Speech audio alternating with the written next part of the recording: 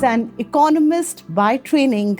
He is a police officer by profession and a trainer by passion. Policing, because of the legacy, has a lot of rudiments of the colonial past. If you have your connect to the lowest denominator within the force, then only you can actually get connected to the lowest denominator in society. Consider yourself successful if you can give justice for the marginalized. जो गरीब है उसके लिए कर दो.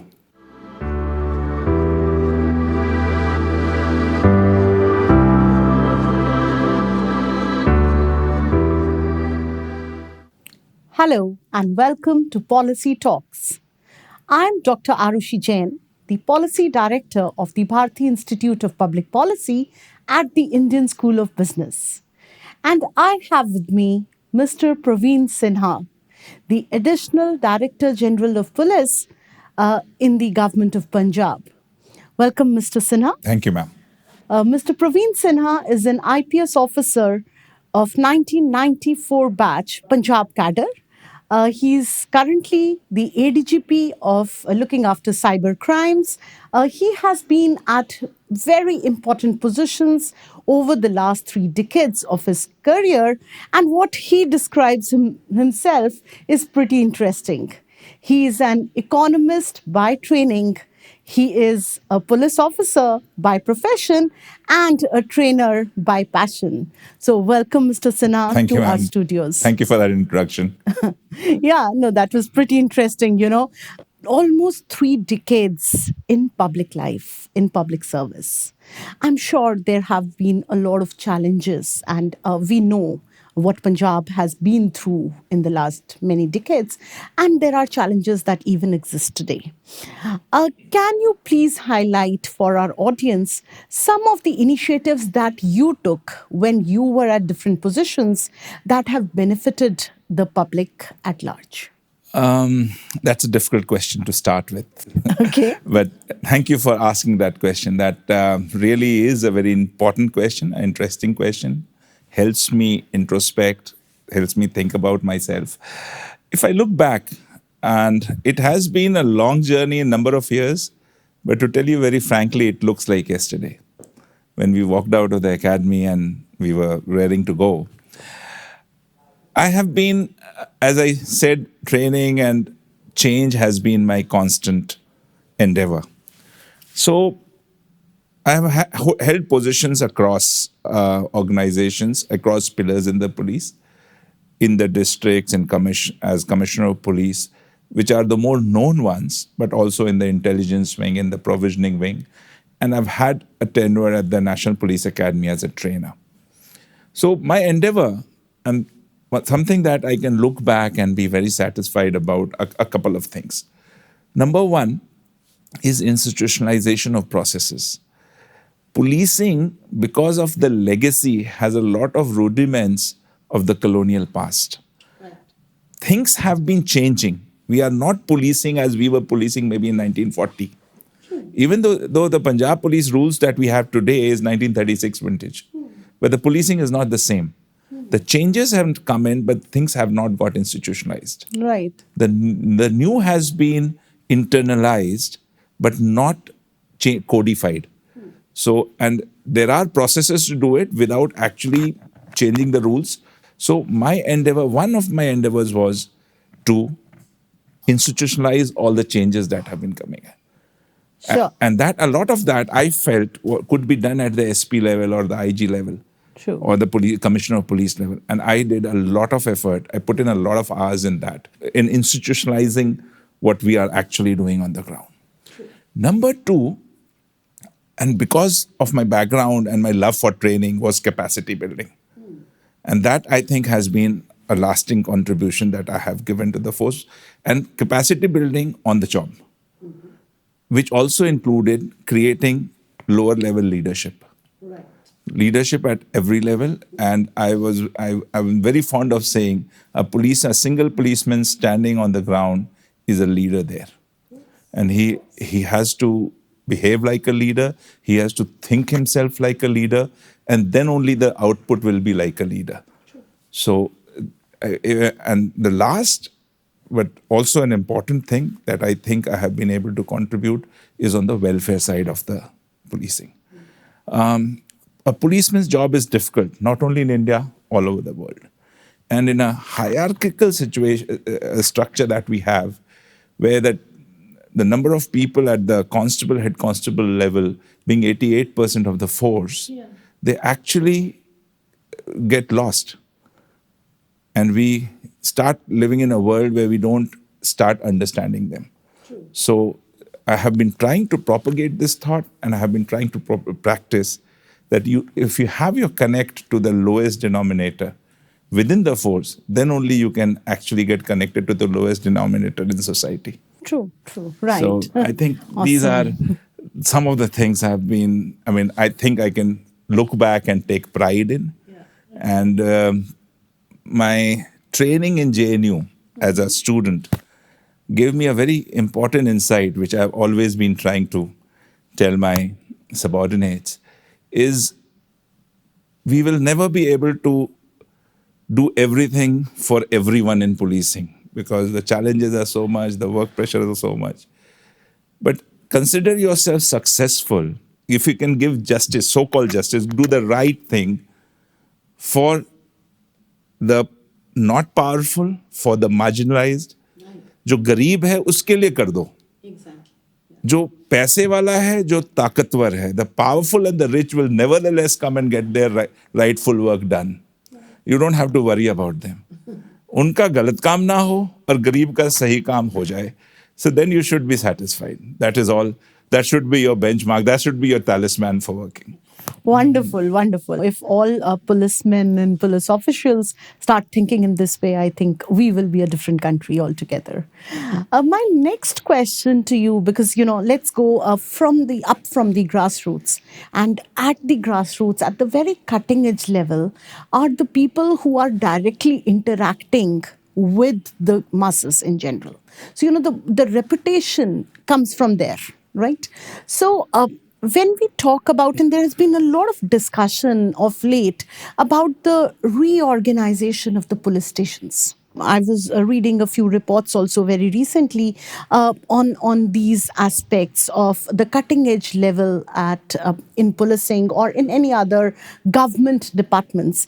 What do you think about it, and what are the kind of reorganization? Two, three important high level points I'd like to talk. Otherwise.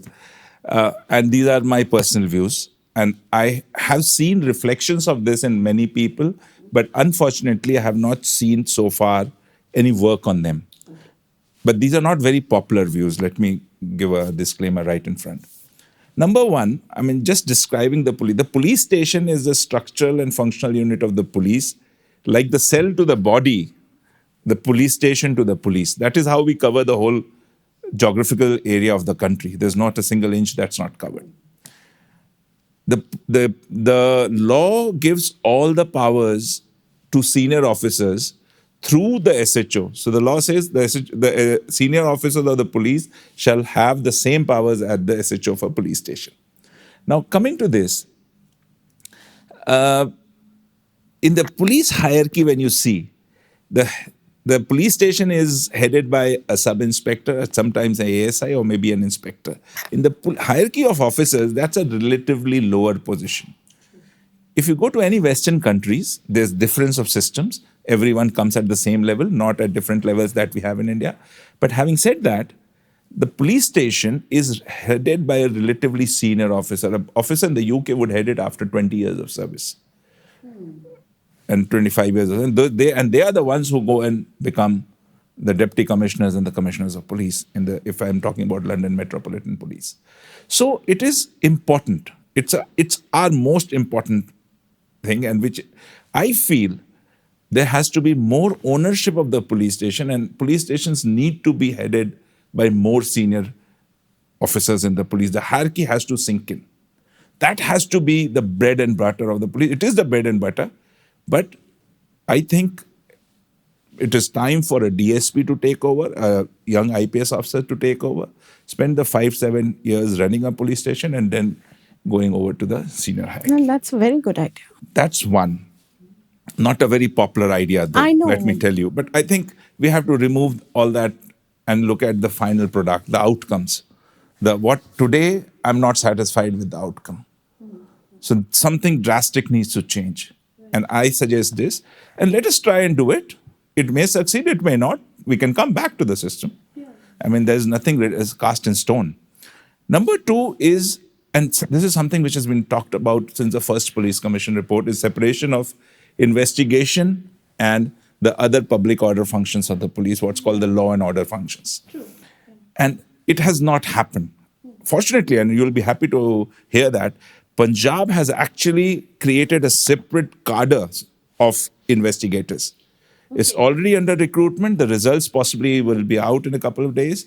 And in a year or so, you will have people recruited as investigators, and till they become DSPs, they will be investigators only. Nice. So They're that's going to one step that has specialize. Yeah. happened here, and has been copied. I mean, some learning experiences have been taken from Western forces.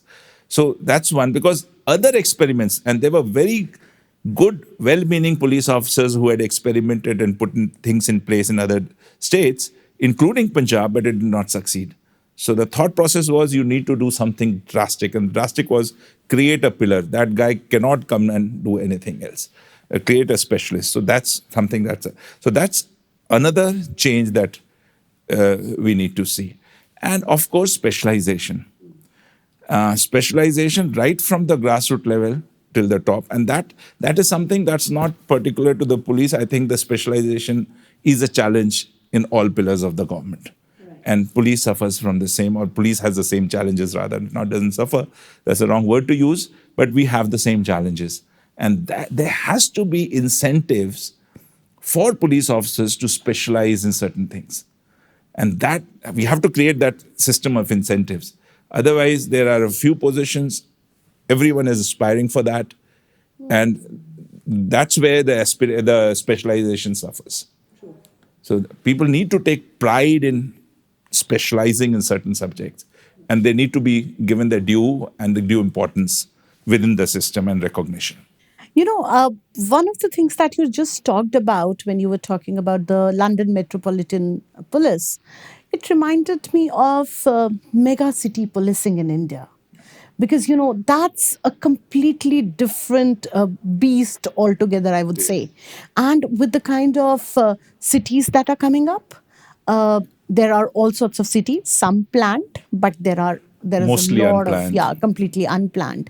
And also what is happening now, and there are, of course, I know a lot of examples where technology is assisting police people with a number, you know, in a number of ways, predictive analytics being used for crime, traffic, you know, all of that happening in especially the mega city policing initiatives.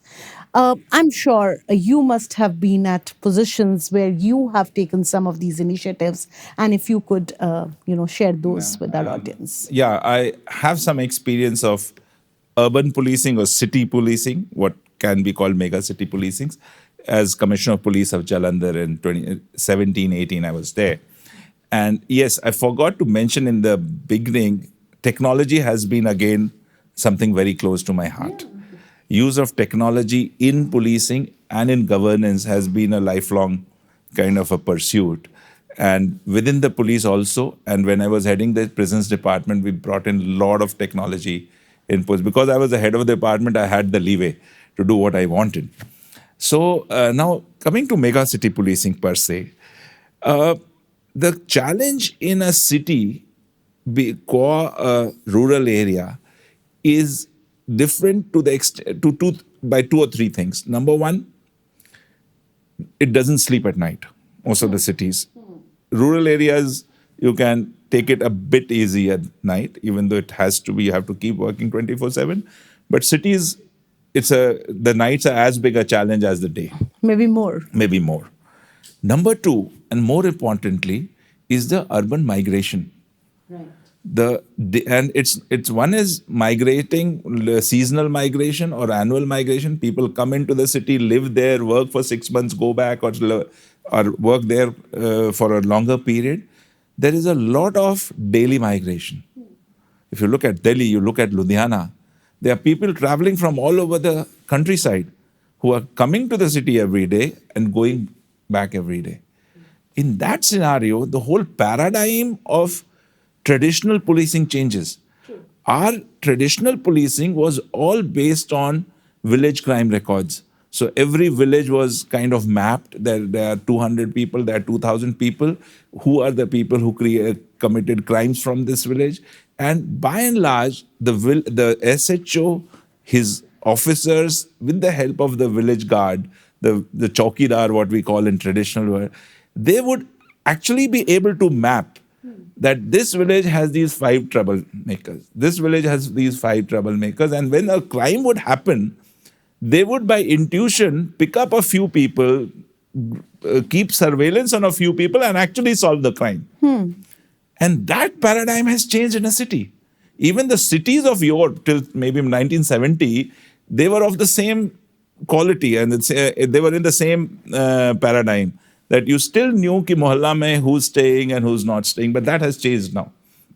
So we need to have different systems for cities, and thankfully, the commissionerate systems have come in many states, which actually does two good things. One is makes it more intensive. Policing becomes more intensive. Let me give you the case of Jalandhar. When Jalandhar was a district, it had one SSP, 3 or 4 SPs, around 8 DSPs, and then SHOs and all. Jalandhar City Police, I had around 14 DSPs for one city. I mean, that was 1/10 the land area of the district. Maybe half the population, but 1/10 the land area. Then I had 8 SP rank officers, 2 SSP rank officers, and over that I was there. Now that number has increased further.